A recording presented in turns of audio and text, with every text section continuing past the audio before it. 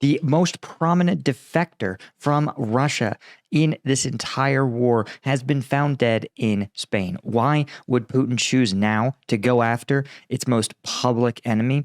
And the Pentagon has revealed just where Ukraine aid has gone, and it ends up in the pockets of someone, well, even I didn't really expect. I'm Paul, U.S. Army combat veteran. Let's get right into it. Okay, so here's the big story. Ukrainian intelligence has confirmed the death of noted Russian defector. This is a pilot, Maxim Kuzminov. And you might remember Kuzminov was an Mi-8 pilot, a transport helicopter pilot flying in occupied Ukraine. Now, he defected very prominently to the Ukrainian side last year.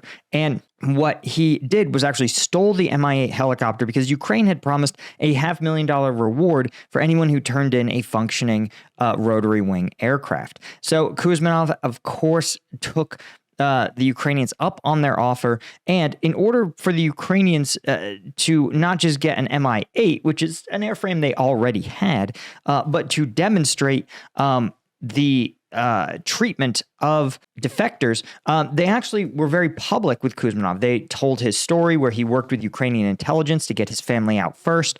He, of course, got his $500,000 payday. And he managed, and he was did like a press tour, for lack of a better term. So he was not just a defector, but a very public one. And that was by design. The Ukrainian special services wanted to show that Russian defectors in, from the Russian side are perfectly welcome in Ukraine and, of course, stand to make a pretty penny. This, of course, is very embarrassing for Russia, both because it makes their pilots, some of their most elite and highly trained officers, appear to be disloyal, but it also reveals just how inept the Russian special services were, that the Ukrainians were able to operate within their own military under the noses, so to speak, of the GRU, Russia's military intelligence wing. And so you can imagine that Kuzminov was a substantial target for them. And, but he has been for the better part of a year, and apparently was living in Spain under an assumed name with a Ukrainian passport. But again, the problem with being a public figure like him is that, well, frankly, he's pretty easy to spot, right? Everybody knows his face. And so, again, the question is why? Well, we've talked about this, is that the Russian elections are coming up soon. And while they are not free elections, right, there's no chance that Putin will lose or that the Russian State Duma will change party control in any meaningful way. What the elections are is they encourage the Russian public to start to ask questions about who do they want in charge of the country? Is the direction the country is headed good or bad? And to have someone like Kuzminov out there, even if he's not a public figure anymore, to have him out there and as a symbol of the Russian military's own dissatisfaction with the war, well, that just can't stand. Just like Navalny still being alive in Siberia, writing letters to his wife that then get leaked to the press, is a thorn in Putin's side. And right now, with these elections, the critics have to be silenced. And so taking out Kuzminov is a crucial step, Russia believes, to achieving that goal. It sounds like tactically, he was living in Spain under a Ukrainian passport, was killed in a parking garage, shot several times. According to Spanish news agency, his body was found near a property in Villajoyosa on Spain's eastern coast. Right. It says alongside documentation matching his nationality with a different name, which is interesting. His nationality likely Russian. So probably a Russian passport, but an assumed name, which is, of course, if that's true, that would be extremely dumb. I don't know how else to put it. His nationality, right? Because when you swipe a Russian passport at a customs station, the people it's going to tell, among other people, is the Russian embassy. right? And of course, though I suspect that Russia probably found him simply by tracking, for example, his wife's phone activity or his phone activity or social media accounts. It's actually pretty easy to find where someone is, right? Even when you log in from another state, your phone knows where you are. So it's no shock that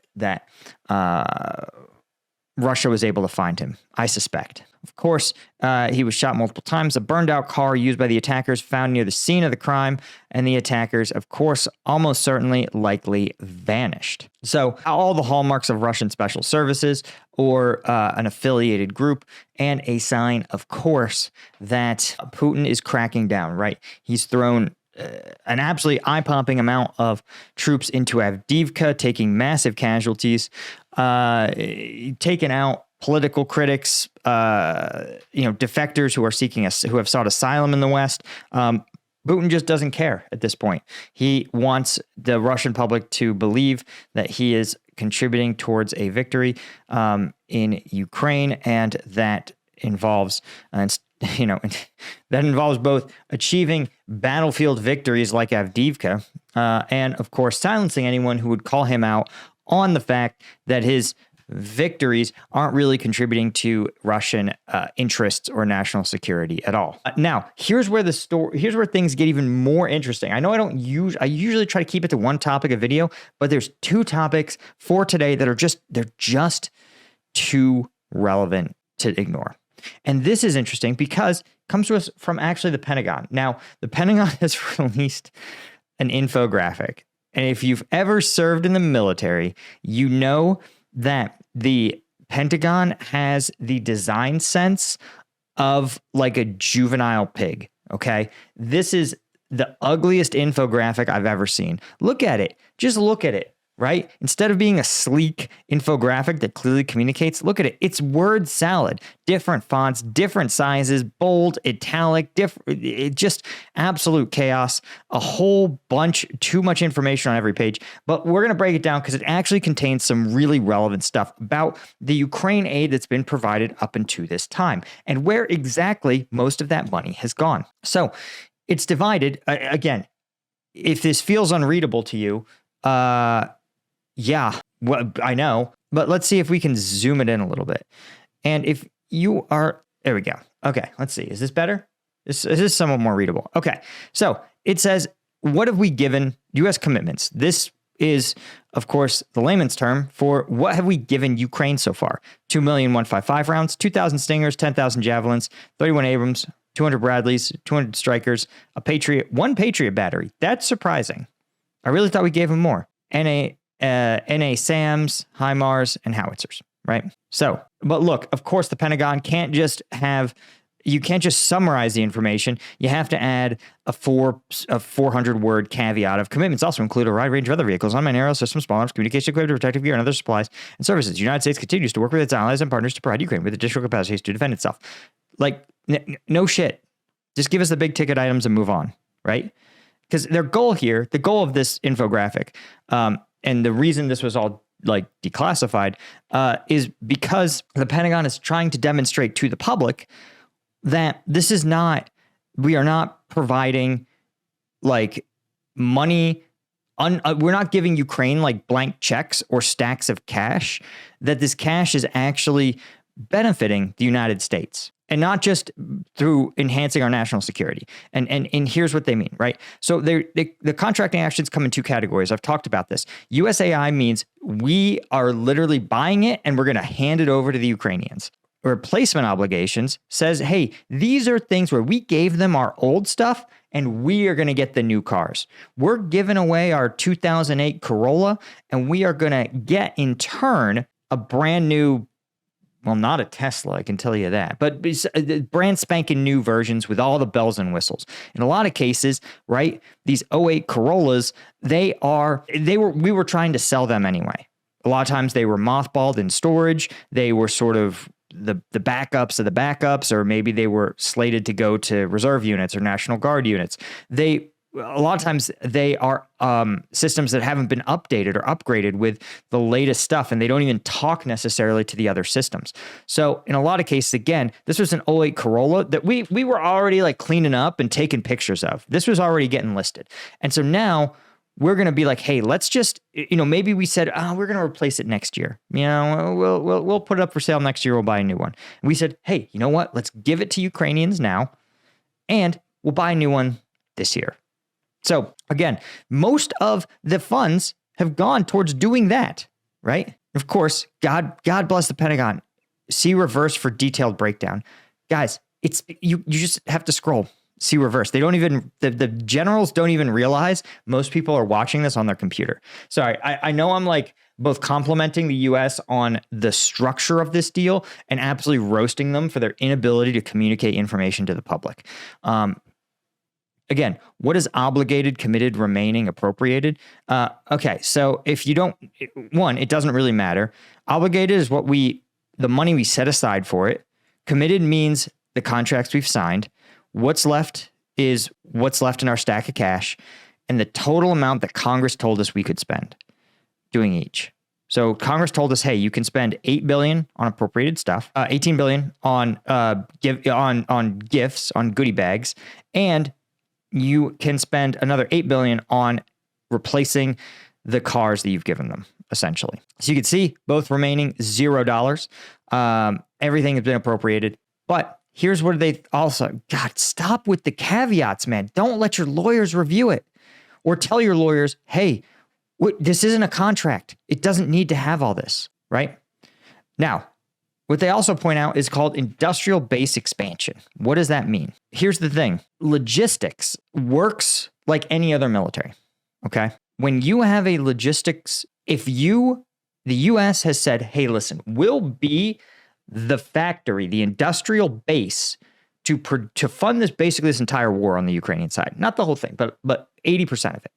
Well, what does that mean? That means critically for the United States, what we are doing, right? Do you think the next big war, right? If the US has a next big war, what do you think it's going to look like? It's going to look more like the Ukraine-Russia war than any previous war we fought. That's how wars work, right? Technology advances, tactics advance.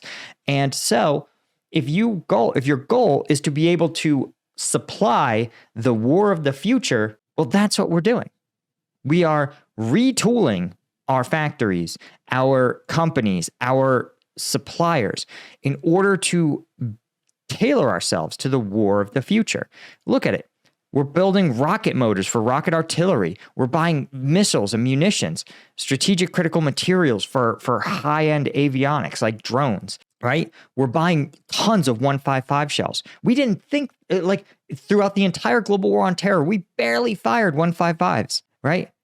Glide bombs, javelins, stingers. We never, not once in 25 years has the United States fired a stinger.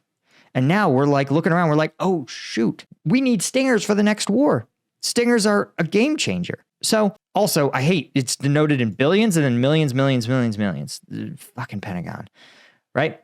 So I point this out because this is helping our industrial base, but it is our countries, and that's our companies. That's the thing. You could see, look at the contracts.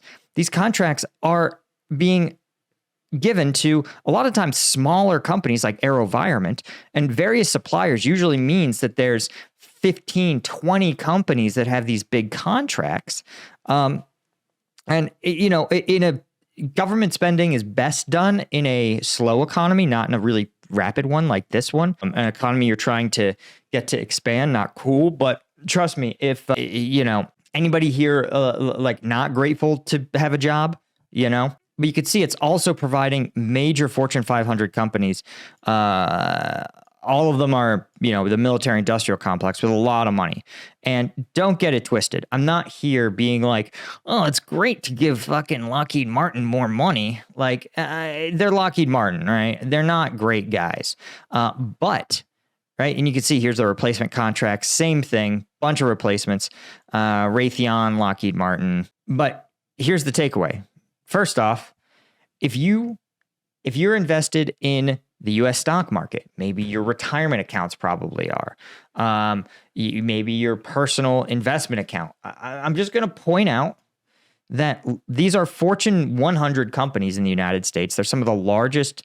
And frankly, if you own some of this stock, which you do if you own an S&P 500 ETF or mutual fund, I'm just going to point out that this is giving you a nice chunk of change, right? Here's where your Lockheed Martin stock was in November 2021, and here's where it is now, okay?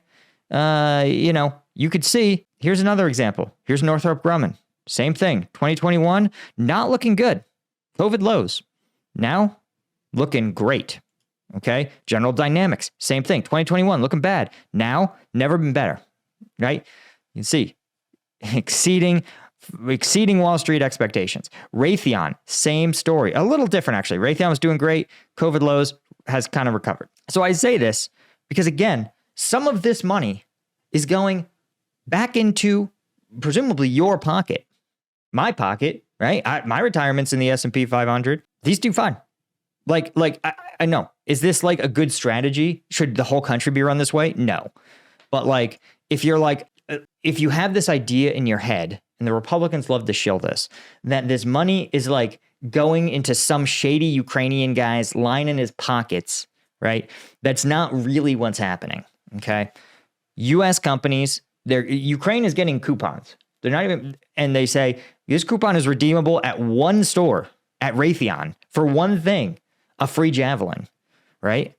And so the Javelin made, and here's where these things are made.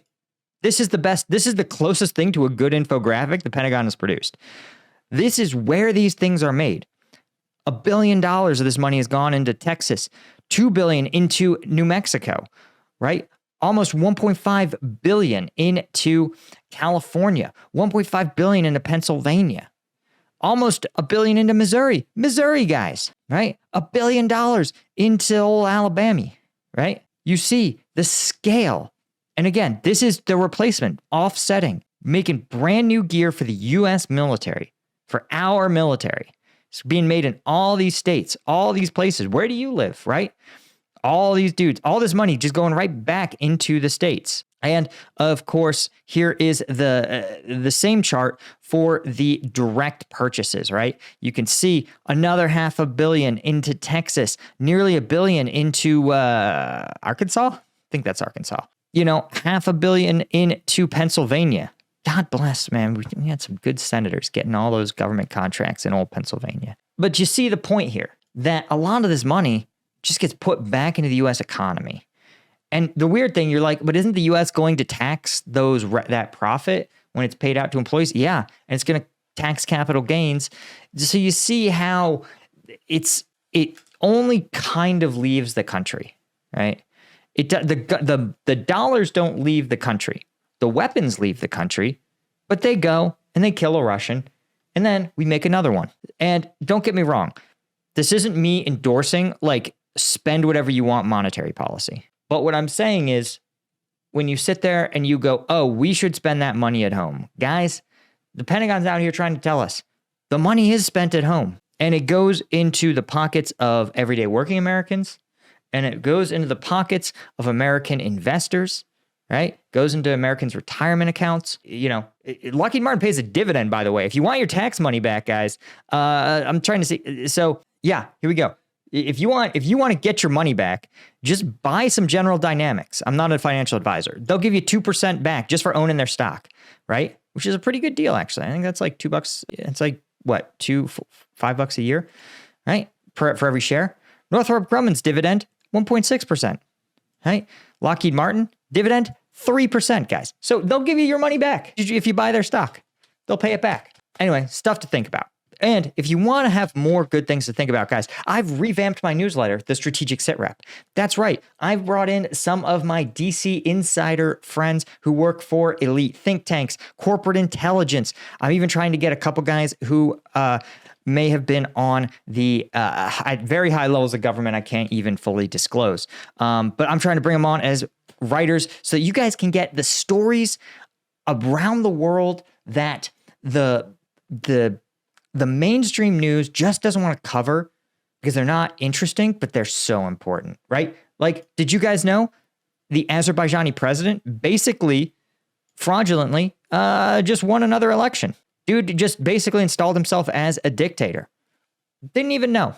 Azerbaijan taken over by a dictator, right? And of course, as always, we've got the unbiased summary of the story itself and a so what. What does it mean? You've also got, of course, the Israeli operation in Rafah. What does it mean that the Israelis are going in there? And here's the best part about the strategic sit rep. It hits your inbox every week and it is free. It doesn't cost you anything to sign up. So if you are interested, and you should be, because who doesn't want to get the latest and real insight, real information from real experts on the national security space, just sign it up. Links in the description. That's all I had, guys. I'll see you in the next one. Cheers.